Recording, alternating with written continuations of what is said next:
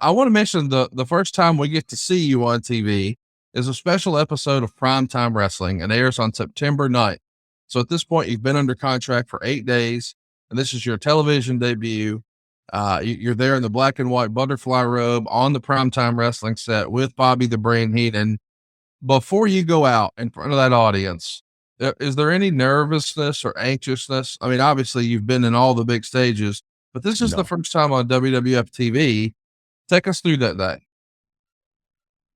just a regular day. I was so comfortable with myself. It just took one day to come out of that. I mean, the minute I got off that plane, I knew where I was. I went. I hadn't lost confidence in myself as a person. I lost confidence in myself. Um, um, because it was just pounded into me through hurt and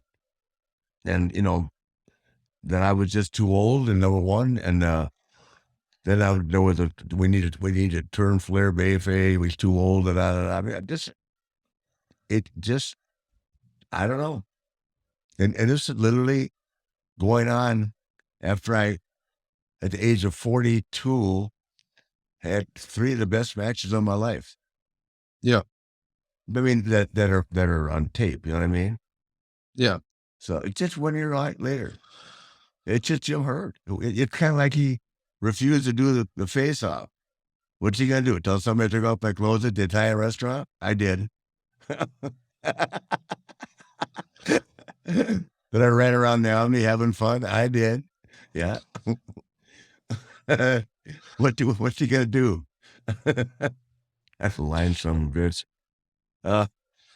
So talk to me a little bit about this debut on Primetime Wrestling. Obviously, wrestling fans are all abuzz. We knew it was coming, but it's another thing to see you there in your row, cutting a promo on WWF TV. Did you feel like you were a bigger star because of this WWF run? I mean, certainly you were a big star on TBS, but just like that. Just like that. really, Yeah, but I found out that I wasn't as big a star as I thought I was, because we didn't have nearly TBS at that time didn't have nearly the saturation, or that's the word you're looking for, that network TV did, right? So, Mhm. and once again, I don't people that they don't like to hear me say this, that are my fans and are support me, but I was never as big a star in the WWE as people give me credit for. I just wasn't, because I didn't have. I didn't. I had only been on network TV for that year with them prior to. Then the cable, of course, got bigger, but even to this day, the network has got a bigger audience, just like Fox does, than USA.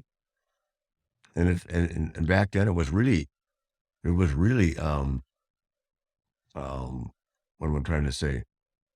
It was really a major difference back in 1991. So Talk yes, to me about, we sold out of a lot of arenas, but there were some we didn't. You know what I mean? yeah. At the end of that first interview, your first appearance on WWF TV, what's Bobby's reaction to it? What's Vince's reaction to it? Is everybody happy? Do they feel like we have something special, or is it just another day at the office? Well, I think there's something special, but I think there was a lot of underlying stuff going on back then. That was a troublesome time for the WWE for a number of reasons. What I was just walking into. Does that make sense? Yeah, I wanted to talk to you about that because the Zahorian thing is starting to bubble up. Oh, all this stuff. And I just